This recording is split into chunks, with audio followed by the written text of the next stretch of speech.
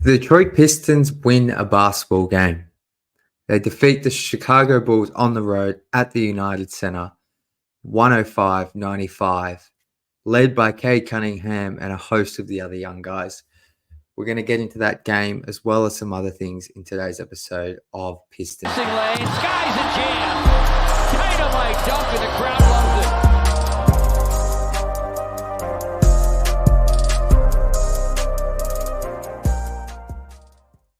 Welcome back to Pistons Intellect. I'm your host, Jack Kelly. You can follow me on Twitter at Jack_Kelly_313.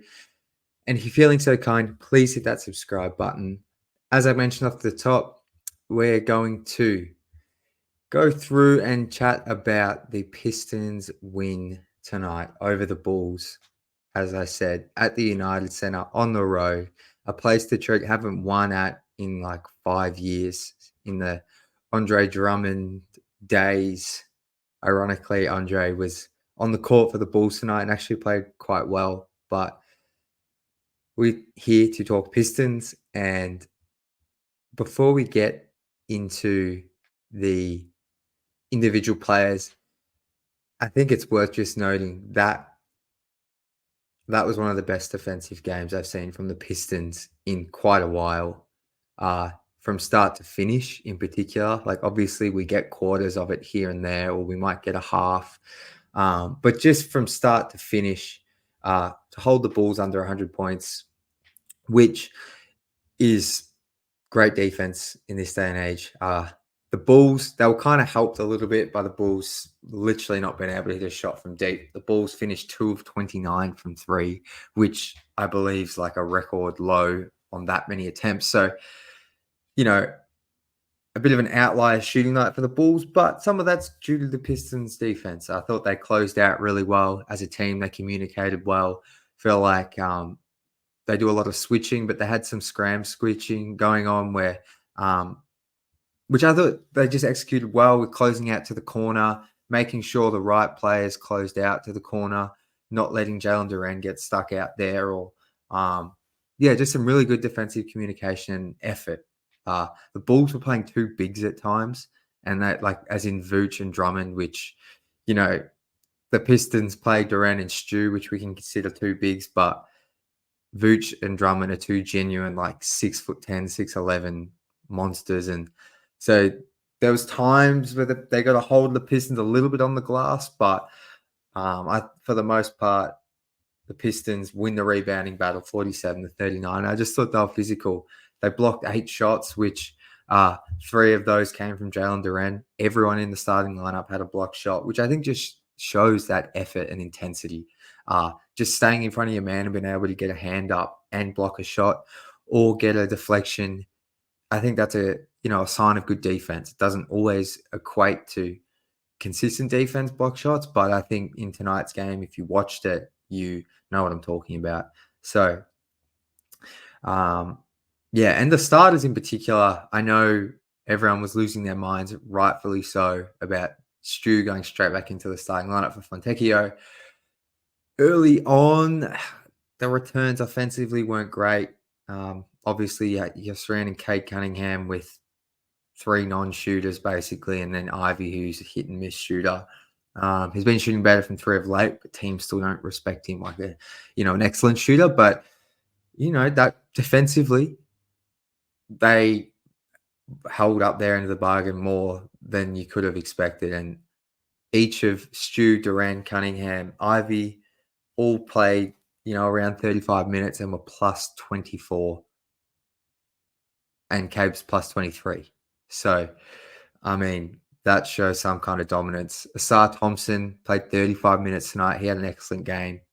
He hit 2 huge 3-pointers in the corners, and he was a plus 14 as well in the starting group. So, they all score in double digits. They rebounded, passed the ball. 3 of them had 5 assists. Like, it was that starting group and that core 4 plus Stew looked excellent. And I think I'll just start with the individuals. You have to start with Cade Cunningham. 9 of 13, 3 of 5 from deep, 26 points, 5 rebounds, 5 assists, plus 23, as I outlined in 36 minutes. 3 turnovers tonight. But I don't know. This is the box score. It's kind of like that Magic game 2 games ago. Like the box score, it's a nice stat line, but it's not like a crazy 32-point triple double or, one of those Luka Doncic kind of box scores where you just jaw drops on the floor. But he just controlled the game once again. And I think this is kind of like not the perfect Cade game, but when the Pistons are winning, like this is the Cade I expect. And the same as last night against the Knicks where he scored a few more points, and the same against the Magic where he scored 26 once again. And I think this is the ideal version of Cade. He's getting his teammates involved. He's letting Jaden Ivey run the point more and playing off him. Monty actually staggered those two tonight, which was good to see. Still some questionable rotation, which I might hit on at the end. But, even let Ausar Thompson do a little bit. Jaylen Duren had 5 assists tonight. He got to handle the ball a little bit. I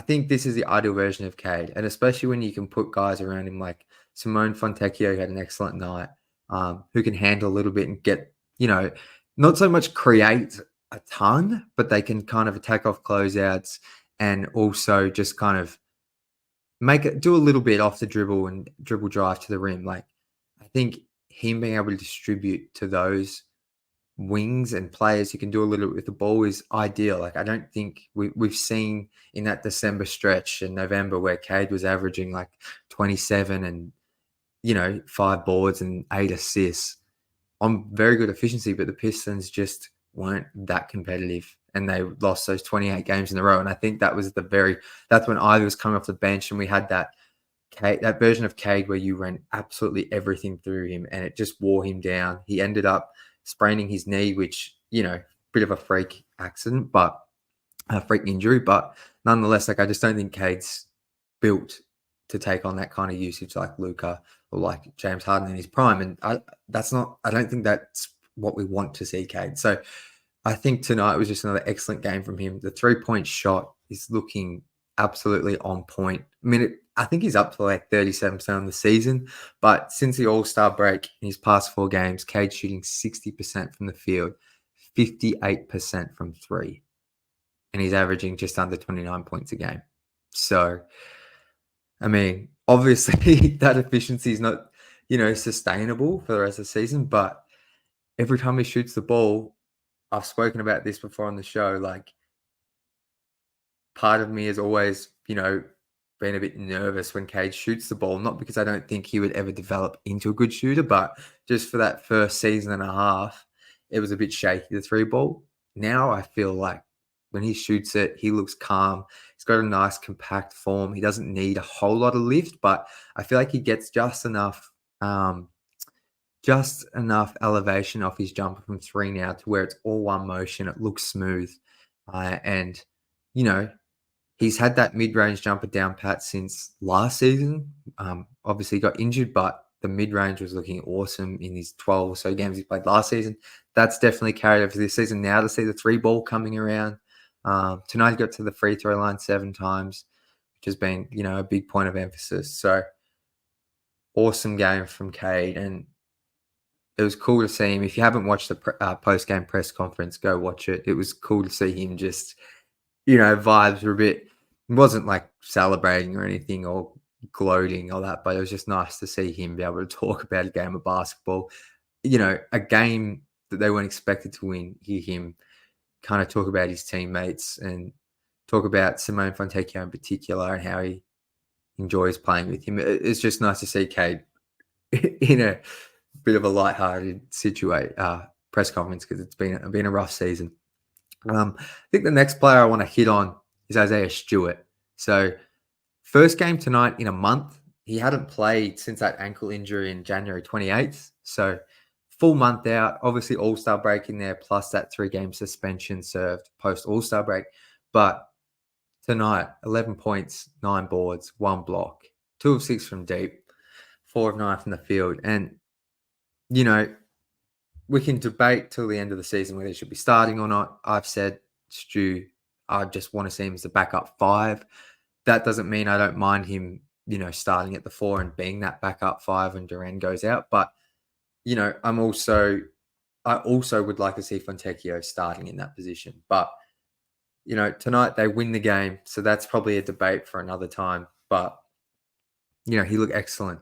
When Stu comes back, he's got the best on-off on the team. When you look at it from the whole season, when he's on the floor, the Pistons are a much better team. It might not look pretty offensively.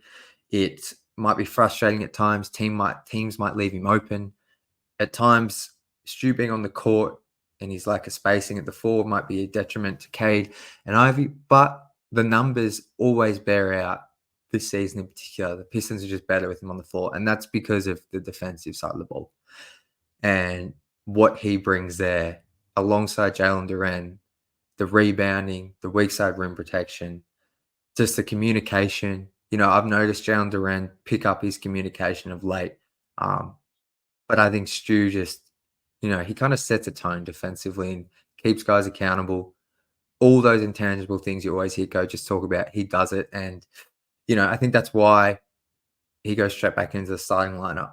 We might not all agree with it, but tonight, it seems like it was the right call.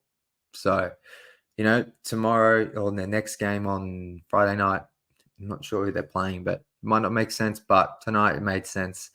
And they needed him alongside Duren with the lineups the Bulls were putting out. With DeMar DeRozan, who likes to operate in the mid-range and around the post area, I just think having those two big guys in there, it helped. And, I just think him coming back was a huge plus.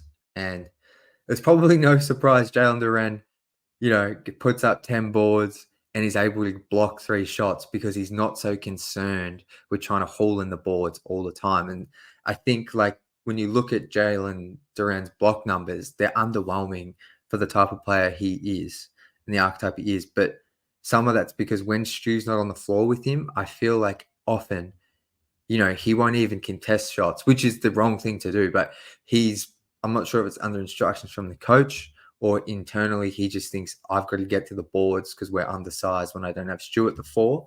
But, tonight he has 3 blocks. So, and, yesterday he had 3 or 4 as well. So I think it's definitely something to monitor, and it's going to be very interesting to see if Stu stays in that starting lineup, because the next guy I want to talk about, Simone Fontecchio, or Tech 19, he was excellent. He hit a number of big buckets in that last quarter. And, he played 21 minutes, 17 points, 6 of 12 from the field, drained 5 threes. And, yeah, he hit big-time shot after big-time shot off feeds from Cade and Ivy.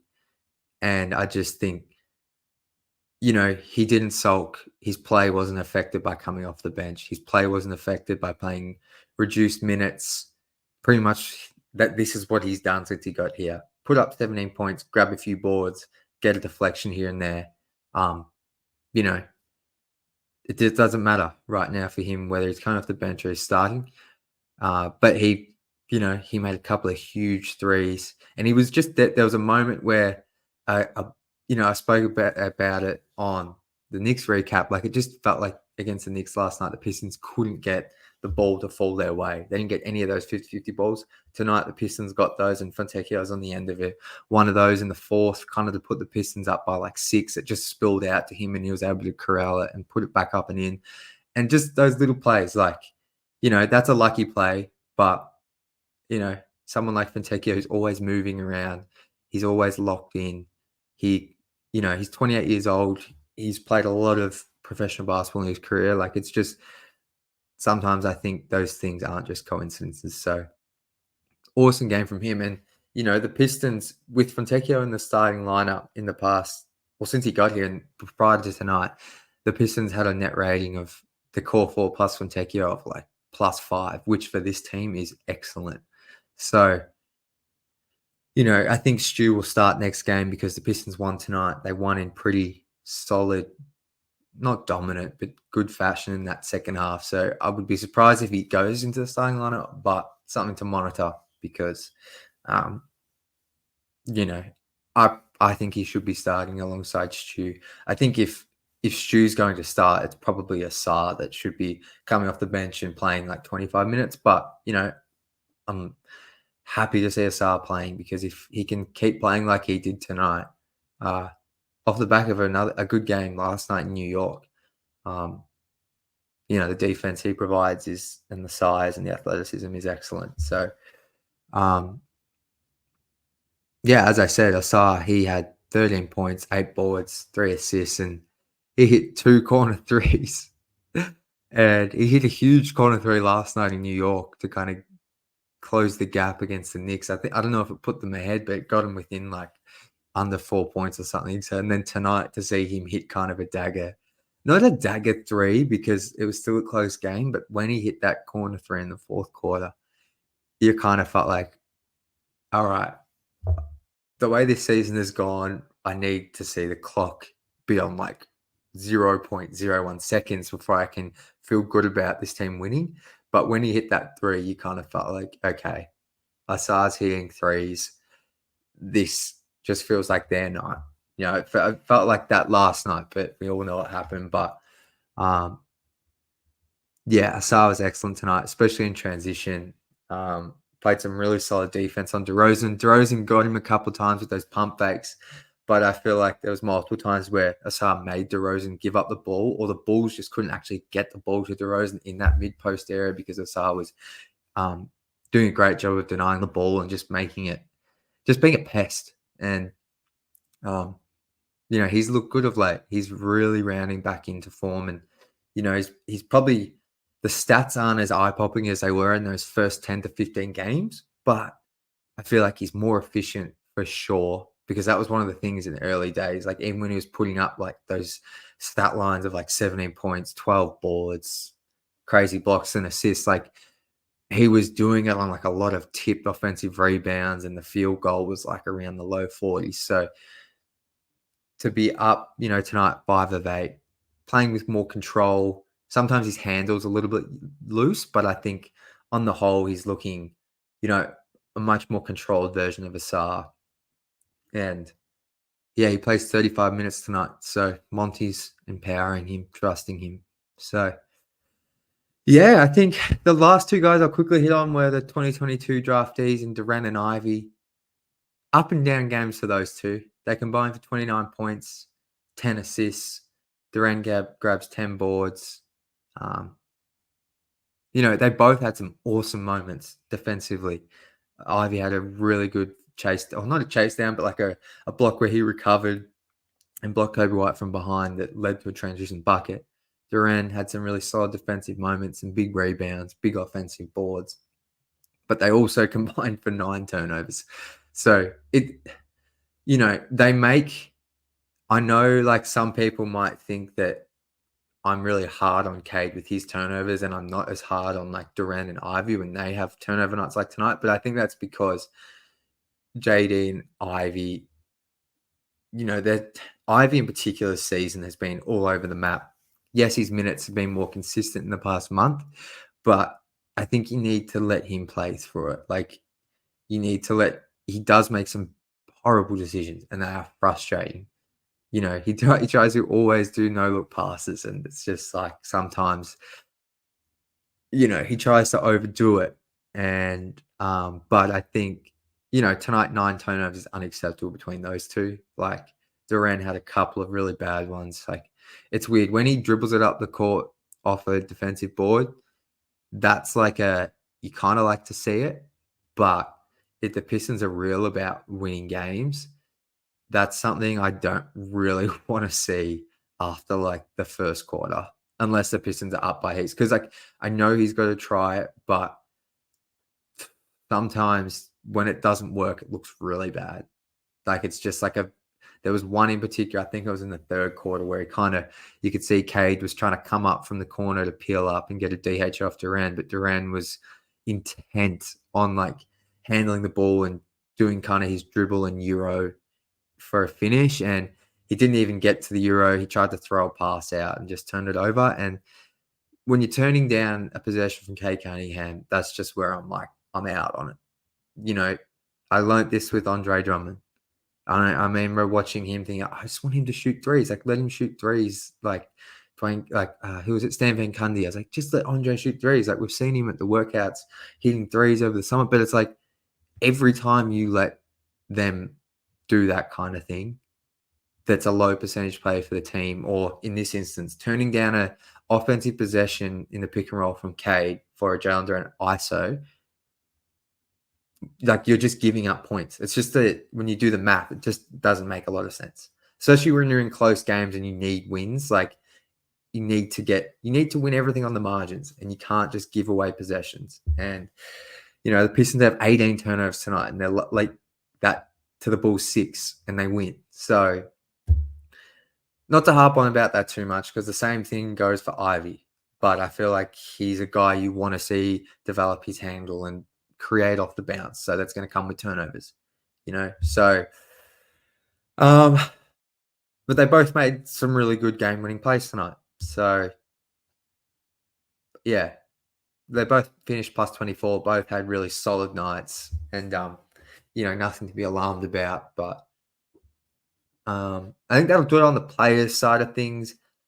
Quentin Grimes was kind of quiet tonight. I think the one thing that's just continues to be bamboozling for Pistons fans is this all-bench lineup. And, with Stu back tonight, that meant that the all-bench lineup was Fontecchio, Wiseman, Flynn, Fournier, and Quentin Grimes. And, in fact, yeah, like Malachi Flynn, like, I don't know what the coach had told him, but he was taking some really bad shots, especially in that third quarter when it was close. I was just praying they could hold on till the starters get back in, because it felt like the wheels were about to fall off when Malachi Flynn was just no pass possessions, jacking up threes. Like, he jacked up one with Vucevic right in his face. Like, I don't know, he seems like a guy that's a bit of a tough shot maker, but it's just like, there's a lack of point guard play. Like I thought he was going to be a guy who would come in and look to set up a little bit more, whereas he's definitely more shot first, it seems like, in the past few games. Obviously, when he makes a shot, like the jumper looks pretty nice. Like he can hit a pull-up mid, he can hit a pull-up three, but, there's just that second unit, that bench line's lacking playmaking. And if you're going to have a guard that's going to be shot first, shot heavy, like I feel like that's where you just want to, you want to give those reps to Ivy, like, and stagger the minutes even more so Ivy can run the point a bit more. Because, yeah, if Malachi Flynn's just going to come in and jack up shots and shoot 3 of 8, had 2 turnovers, only 1 assist, like, that's really tough. And then the defense from Fournier is just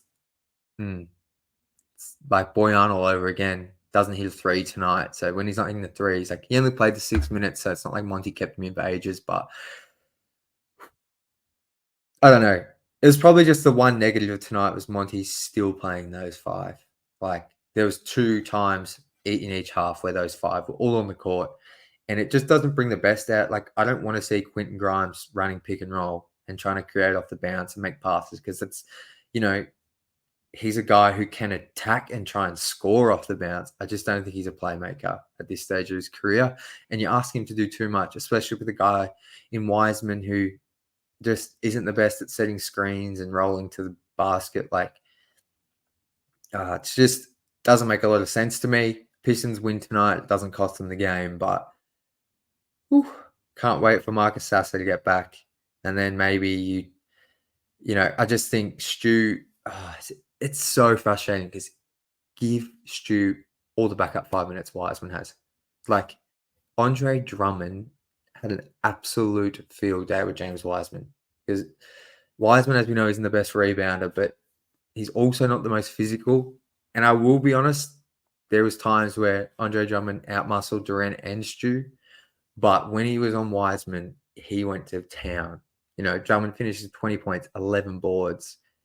And I feel like most of those came in those Wiseman minutes because he was just feasting. And Wiseman was a minus 14 on the night. It's tough for Wise. I see the talent. Right. I just think the Pistons are serious about winning. Isaiah Stewart should be a backup 5. I'm just not sure what more there is to say with Wiseman. Like, I'm really not sure what there is to see, because he doesn't like rolling to the rim, like, and it's just, yeah. Anyway, I guess the final thing, this has actually just happened while I'm recording. So Woj has just reported, and this actually makes some sense, Pistons fans, but Adrian Wojnarowski has just reported that a buyout is in the works or has been complete for Mike Muscala. So maybe that's why Muscala wasn't playing recently, because they were in the talks about a buyout. And obviously, you don't want, if you're wanting to leave a team to go join another team, you don't want to be playing minutes and risking yourself for injury. So I'd like to think that's why we were hearing the talk about Wiseman getting the minutes and playing the minutes over him, because Muscala was actually contributing to this team and helping them be competitive. So, yeah, there you have it. So it looks like Wiseman, we're probably going to get more minutes from him unless Stu actually does become that backup 5. Anyway, I want to finish on a positive note, and I want to hear from you guys in the comments. There is a world now, or not now, there is a world where Detroit are 3-0 in their past 3. Probably could have beaten the Magic in overtime. They definitely should have won yesterday. And then they win tonight. All 3 games have been kind of lower scoring. They haven't been in the 120s, 130s. They've been, competitive, gritty games, like all in that like 110s to low 100s. So are we seeing a shift in this team? Are they starting to figure it out a little bit defensively? Although it might cost them some offense, are they starting to figure things out? Because early in the season, I know it was a tiny sample size, but those first 3 games were all relatively low scoring as well. Apart from the Bulls game, where the Pistons scored 118, but the Bulls only scored 102. And, it feels a little bit more like how they looked in those first 3 games, where they're physical, Cade's playing well, everyone's playing off Cade. They got more wings now. Am I just drinking the Kool-Aid too much, or is there a chance this team, I've asked for it and said, all I want to see is this team just close the season competitively with a group of 5 players that you can go into next season confident you can build around. Or you have a start, if you have a starting 5 that's like a positive net rating and is a lineup you can field next season and build around. Are we starting to see that? Do you guys feel confident? I know Monty's rotations are still frustrating, questionable at times, but I feel like we've got 5 to 7 guys now that you feel like, wow, these are actually kind of core pieces. Yes, they could get moved in the offseason for a better player, but if we go into the season with the core 4, Stu, Fontecchio, and Quentin Grimes, as well as Marcus Sasser, obviously, but those 7, 8 guys, like, that feels like a real team, and a team next season that could actually, win some games, and they can win games right now. So basically, that's my roundabout way of saying, is this team now going to be competitive for the rest of the season? How many wins can they get in these last 20 to 25 games? Could they get close to 500? I want you to let me know down in the comments. But until then, unless there's any breaking news, we'll be back on Friday night to review the game. As always,